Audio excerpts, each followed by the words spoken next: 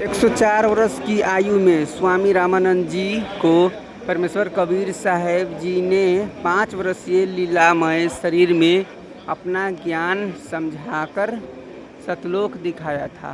उसके बाद रामानंद जी परमेश्वर कबीर जी के शिष्य बन गए थे, लेकिन कबीर साहब जी के कहने पर स्वामी रामानंद जी कभी भी कबीर साहब जी के गुरु होने का अभिनय करते थे।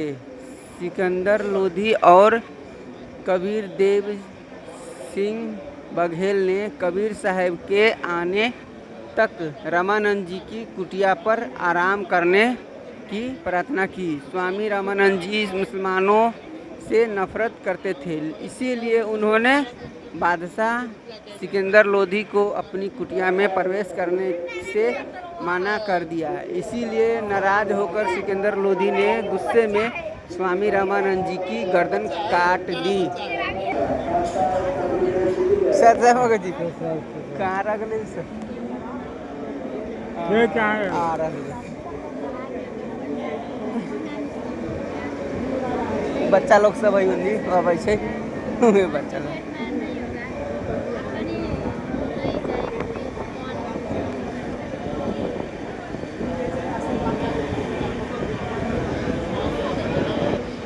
जैसे ही सिकंदर लोधी रामानंद जी की हत्या करके कुटिया से बाहर आया, तभी परमेश्वर कबीर साहब जी आते दिखाई देते हैं। उन्होंने देखकर वीर देव सिंह बघेल और उसकी देखा देखी डर के मारे कि कहीं कबीर जी अपने गुरु की हत्या की खबर सुनकर श्राप न दे दे। सिकंदर लोधी भी परमेश्वर कबीर जी के चरणों में दंडवत प्रणाम करते हुए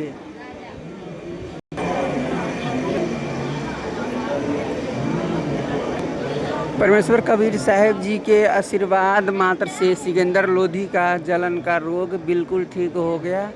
सिकंदर लोधी रोते हुए परमेश्वर कबीर साहब जी से उनके गुरुदेव जी की हत्या अपराध की माफ़ी मांगता है और परमेश्वर कबीर जी बिना नाराज हुए कहते हैं कि स्वामी जी के शरीर का अंतिम संस्कार करवाकर जाना, नहीं तो आप नंदा के पात्र बनोगे। परमेश्वर कबीर साहब जी ने कुटिया में जाकर स्वामी जी के चरणों छूकर कहा कि गुरुदेव, दिल्ली का बादशाह आपके दर्शनार्थ आया है, कृपया दर्शन दे। इतने में ही स्वामी रामानंद जी का कटा हुआ शीश उनके धड़ पर जुड़ गया और स्वामी रामानंद जी जीवित हो गए। स्वामी जी के शरीर से दूध और खून की 2 अलग अलग धारा निकली थी। दूध इसीलिए क्योंकि स्वामी जी हिंदू की सभी छोटी बड़ी जातियों को तो प्रेम करने लगे थे, लेकिन मुसलमानों से अभी भी घृणा करते थे, इसीलिए खून निकला था। ये सब परमेश्वर कबीर साहब जी की लीला थी। परमेश्वर कबीर साहब जी ने स्वामी रामानंद जी के हृदय से धर्म भेदभाव की भावना समाप्त करने चाहते थे।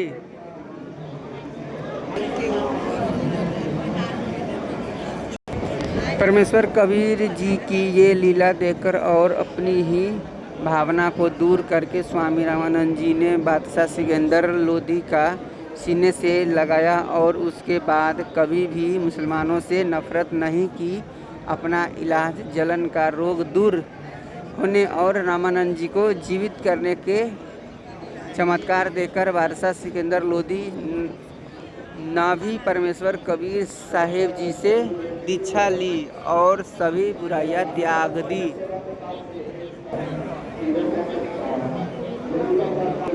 सिकंदर लोधी ने कबीर परमेश्वर जी द्वारा अपने जलन का रोग ठीक होने की और स्वामी रामानंद जी को जीवित करने की आंखों देखी घटना अपने शाही पीर सेखी को भी बताई। इससे शेख तकी को अपनी महिमा कम होने का डर हुआ और उसने कहा कि मेरे सामने किसी मरे हुए व्यक्ति को जीवित कर तो मैं मानूं कि कबीर साहब में कोई शक्ति है।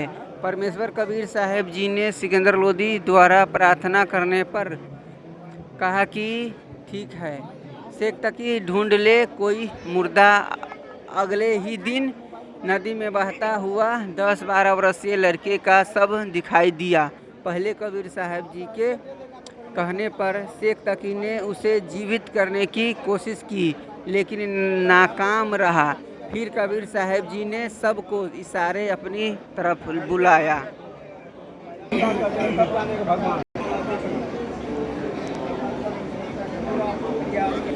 परमेश्वर कबीर साहब जी ने मात्र इतना ही कहा था कि हे जीव आत्मा, तू जहाँ कहीं भी है, कबीर हुक्म से इस मुर्दे में प्रवेश कर बाहर। इतना कहते ही मृत्यु शरीर के कंपन हुआ और लड़का जीवित हो गया।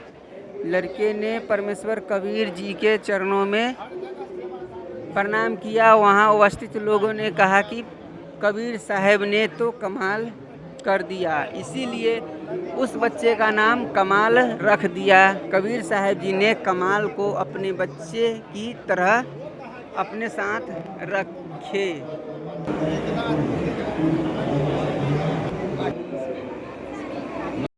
लेकिन हाथी परमेश्वर कबीर साहब के सामने जाते ही शेर की तरह दिखने के लिए हाथी वहाँ से भाग दिया।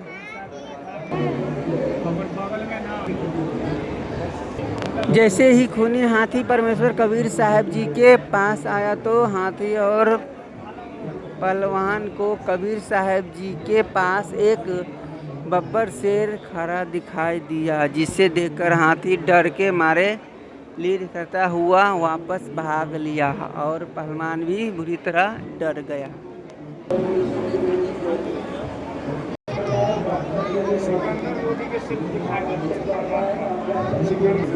ये लीला देखकर बादशाह सिकंदर लोधी भी डर गए। डर के मारे परमेश्वर कबीर साहेब जी के चरणों में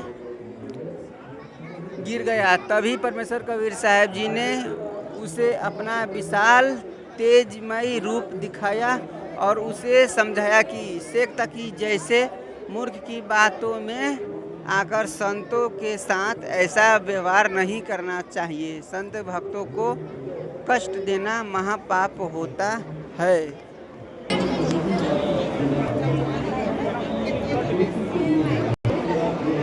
शेख तकी परमेश्वर कबीर साहब जी से बहुत ज़्यादा घृणा करने लगा था, इसीलिए रोज नए नए तरीके से परमेश्वर कबीर जी को मारने का प्रयास करता था। एक बार शेख तकी ने परमेश्वर कबीर साहब जी को गरम तेल के कराहे में बिठाया दिया। परमेश्वर कबीर जी ने गरम तेल में बिल्कुल आराम से बैठे थे। ये देखकर शेख तकी ने कहा कि कबीर ने जादू मंत्र से गरम तेल को ठंडा कर दिया है। तेल गरम या नहीं ये देखने के लिए सिकंदर लोधी ने परमेश्वर कबीर साहब जी के मना करते हुए अपनी एक अंगुली तेल के अंदर डाल दी। जितने उंगली अंदर गई उतने ही कट कर अलग हो गया। सिकंदर लोधी दर्द से बेहोश होकर गिर गया।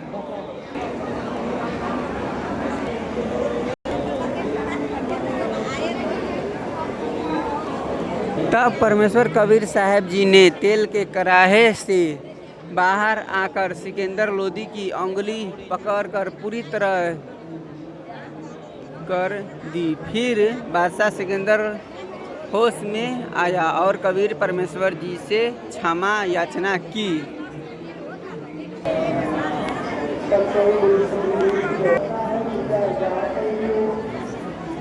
ये शेख तकी की बेटी है कमाली। ये मिट्टी के अंदर कब्र में दबा हुआ है। परमेश्वर कबीर साहब जी इनको भी जीवित करते हैं। देखिए आगे। परमेश्वर कबीर साहब जी से ईर्ष्या के कारण शेख तकी ने कब्र में दबाई हुई अपनी मृत्यु बेटी को जीवित करने की शर्त रखी। उसने सोचा था कि यदि मेरी बेटी जीवित हो गई तो मुझे वापस मिल जाएगी और अगर जीवित नहीं हुआ तो कबीर झूठा सिद्ध हो जाएगा। कबीर साहब जी ने 2 बार कहा कि शेख तकी की बेटी जीवित हो जा, लेकिन लड़की जीवित नहीं हुई। तब शेख तकी खुशी से नाचने लगा और कहा कि ये कबीर झूठा है, मुर्दे भी कभी जिंदा होते हैं, मुर्दे तो कयामत के समय जिंदा होंगे।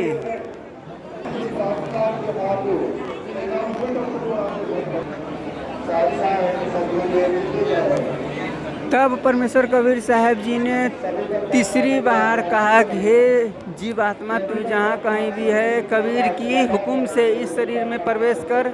और बाहर इतने ही कहते ही मृत लड़की जीवित हो गई और वहाँ उपस्थित लोगों ने कहा कबीर साहब अपने कमाल कर दिया।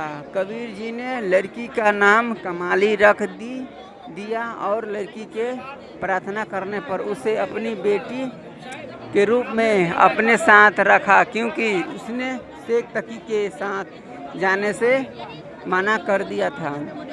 लड़की ने कहा उपस्थित सभी लोगों को अपने पिछले जन्मों की कथा सुनाई और बताया कि हे भोली जनता, ये भगवान आए हुए हैं जिन्हों तुम्हें एक साधारण जुल्हा धारण मान रहे हो। भूलने भटके प्राणियों, ये आपके सामने स्वयं परमेश्वर आए हैं। मैं अपने इस जन्म से 3 जन्म पहले परमेश्वर कबीर साहेब जी की शरण में थी, तभी मैंने 4 वर्षीय सतभक्ति करके छोड़ दी थी, जिस कारण मुझे 3 जन्म और मिले। लेकिन अब मेरा मनुष्य जीवन शेष नहीं था। मैं धर्मराज के दरबार में अपने अगले जन्म की प्रतीक्षा में खड़ी थी। तभी परमेश्वर कबीर जी वहाँ पहुँचे और मुझे धर्मराज के दरबार से छुड़ाकर यहाँ लाए हैं।